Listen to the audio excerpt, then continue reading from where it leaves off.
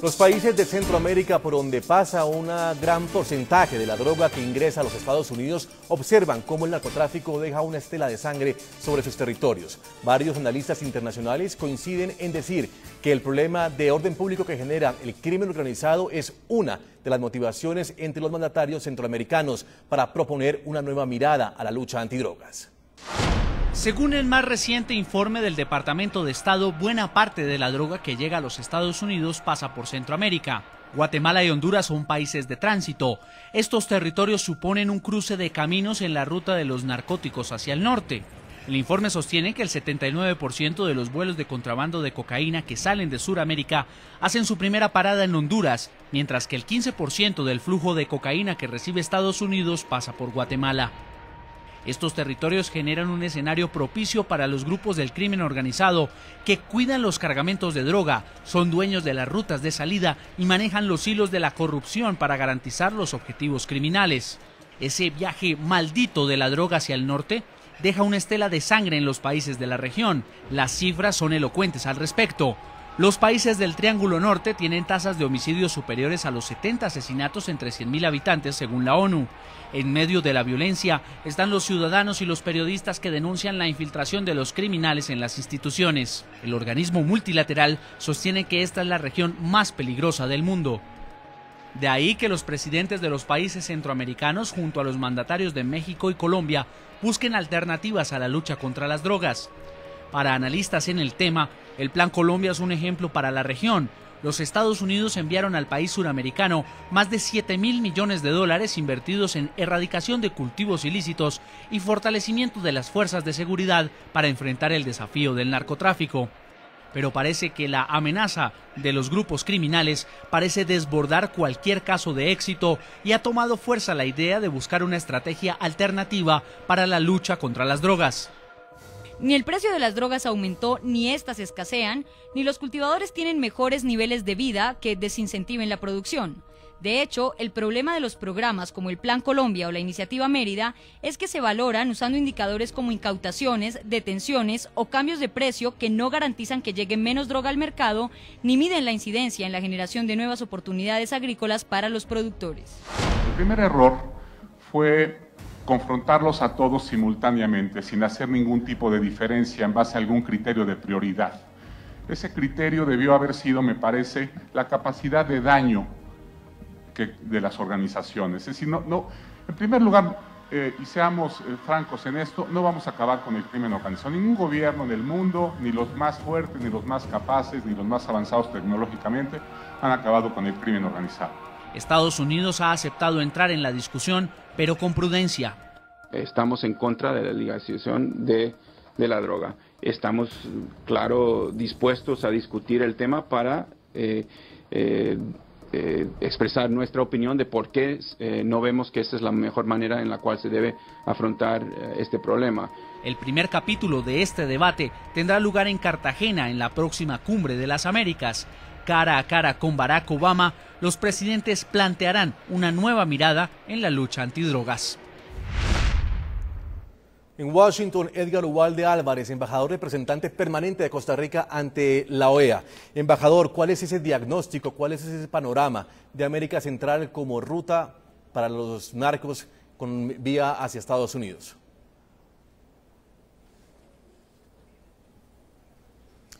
Pues mire, esa es la realidad que los distinguidos participantes en el programa han manifestado con información que ellos manejan, se ve, y es lo que se ha dicho, y que la ruta centroamericana, lo reitero, es producto de esas iniciativas que tuvieron lugar en México y en Colombia, y eso se advirtió con mucha antelación. Incluso tuve oportunidad de escuchar a expertos provenientes de México antes de que entraran a funcionar esas estrategias en México y en Colombia, y llamaron la atención. Infortunadamente, los gobiernos centroamericanos, por falta de recursos, países pequeños, países pobres, no estaban en capacidad, aunque pudieran tener una serie de iniciativas que podrían haber neutralizado en parte ese corredor, no lo pudieron evitar porque no tienen recursos, y hoy día precisamente es uno de los factores que también conlleva a reunirse, porque se necesitan conseguir recursos para seguir combatiendo el narcotráfico. Sí. Esta es una lucha que debe ser permanente, independientemente de las percepciones que puedan tenerse en determinados momentos que a veces tienden a desanimar, porque incluso, como lo han dicho algunos de los expertos que han conversado y los anuncios que ustedes han hecho, incluso los precios suben. Paradójicamente, cuando hay capturas, los precios suben, es decir, ellos, los narcotraficantes, infortunadamente, nunca van a perder. Señor embajador, ¿falló Estados Unidos cuando puso en marcha el Plan Colombia, lo financió? ¿Falló Estados Unidos cuando puso en marcha el Plan Mérida, lo financió, la iniciativa Mérida la financió, pero olvidó poner un plan o una iniciativa en América Central?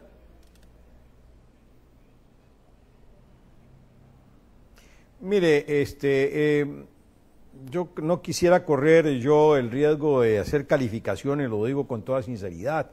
Yo creo que esos esfuerzos hay que enmarcarlos con la mejor buena fe, se hicieron, y yo creo que estos análisis y reuniones que se están haciendo es para discutir precisamente resultados y posibilidades y nuevas iniciativas, porque algunos expertos consideran que los resultados no estuvieron a la altura de las expectativas. Lo que corresponde aquí es continuar la lucha y buscar los mejores caminos y los más eficaces para poder combatir al narcotráfico. Jorge Chabat, en Ciudad de México, quiero hacerle la misma pregunta. ¿A Estados Unidos se le olvidó tener en cuenta América Central cuando pone iniciativas como la Mérida en México y como el Plan Colombia, pues obviamente en Colombia? Bueno, de hecho, la iniciativa Mérida inicialmente contemplaba una parte de la ayuda para Centroamérica, entendiendo que efectivamente el problema no era solamente de México, sino que incluía a los países de América Central. Lo que ocurre es que es una iniciativa de alcances limitados, o sea, yo no digo que sea totalmente irrelevante, pero los problemas que enfrentan en general los países latinoamericanos van más allá de un simple problema de ayuda con equipo o con entrenamiento, como se plantea en la iniciativa Mérida. Son problemas que tienen que ver también con la debilidad institucional, con un enemigo muy poderoso que se está enfrentando y que obviamente requiere pues que haya reformas estructurales serias de construcción de instituciones que va a llevar mucho tiempo. Entonces no es que Estados Unidos se le haya olvidado, simplemente que el tipo de ayuda que está planteada en la iniciativa Mérida pues claramente es insuficiente para la magnitud del problema que se está enfrentando. Entonces pues desde ese punto de vista pues no es un problema sencillo de resolver, ¿no? Juan Francisco Torres, también en México, la iniciativa Mérida y el Plan Colombia fracasaron por el enorme costo humano que se han llevado en esas estrategias para combatir el narcotráfico. En nuestro parecer, ciertamente, si esto fuera un plan de negocios, habría fracasado rotundamente, porque se presenta la gran paradoja de que a mayor inversión, a mayor generación de recursos, mayor la cantidad de pérdidas en números rojos. Y aquí en este caso lo malo es que los números rojos se lee en sangre.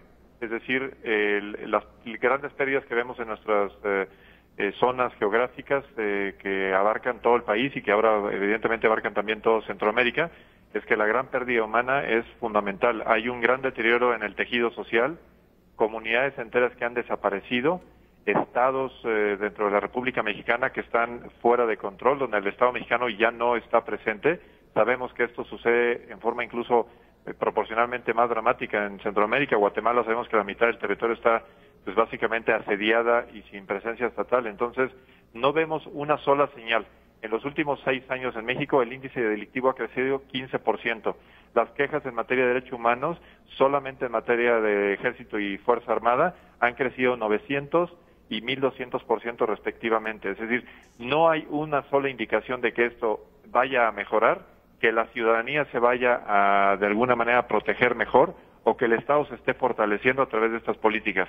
Entonces, nosotros no vemos una sola razón, y no encontramos dentro de la explicación oficial que exista un solo argumento sólido para que la ciudadanía siga estando sujeto a este tipo de violencia, de agresiones y de pérdida de calidad de vida. Sí, entonces, por eso insistimos que hay que cambiar. Juan Francisco, y también algunos analistas coinciden en decir que esto no va a mejorar y tiende a empeorar, porque en América Latina, al parecer, fuera de mandar la droga a los Estados Unidos y distribuirla por América Central, pues también se ha notado un consumo enorme, cosa que no se veía antes, y al contrario, en Europa y en Estados Unidos parece estabilizarse por lo menos el tema del consumo.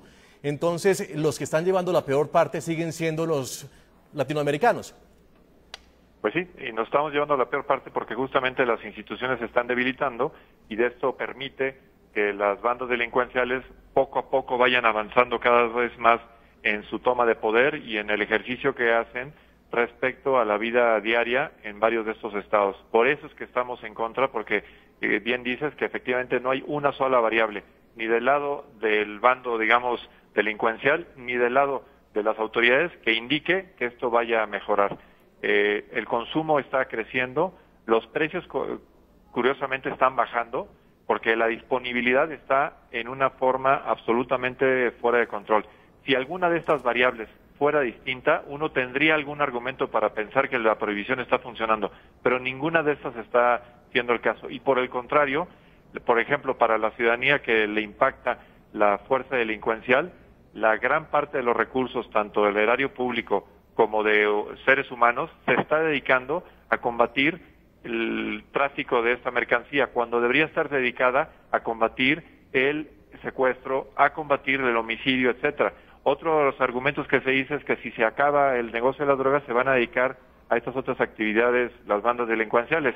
La sorpresa es que no, es que ya están en esas otras actividades y que su fondo, su recurso económico para operar esas otras actividades justamente proviene del narcotráfico. Entonces, todos los argumentos apuntan necesariamente a que estamos en un error. Error en el que estuvo Estados Unidos con la prohibición en 29 y 30 y que por eso los obligó a cambiar su forma de pensar en relación al alcohol. Es increíblemente misterioso y apabullante que por una guerra que empresa Nixon por razones políticas no caigan en cuenta de que están en el mismo error ahora, nada más que con otra droga distinta. En Washington, embajador Ugalde, México ha tenido que utilizar a sus cuerpos y fuerzas militares para combatir a los principales carteles de drogas que hoy amenazan al mundo entero con su producto. Igual le pasó a Colombia, y en Colombia todavía es el ejército el que en diferentes zonas de cultivo es el que está poniéndole el pecho a la situación.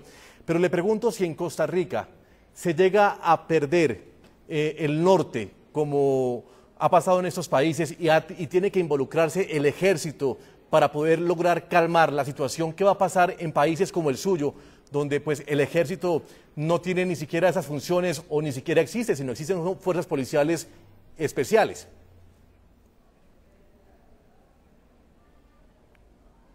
Bueno, usted mismo se ha contestado en el sentido de que sí, nosotros no tenemos ejército. Precisamente al no tener ejército, ese sería un recurso que no podría utilizarse en Costa Rica.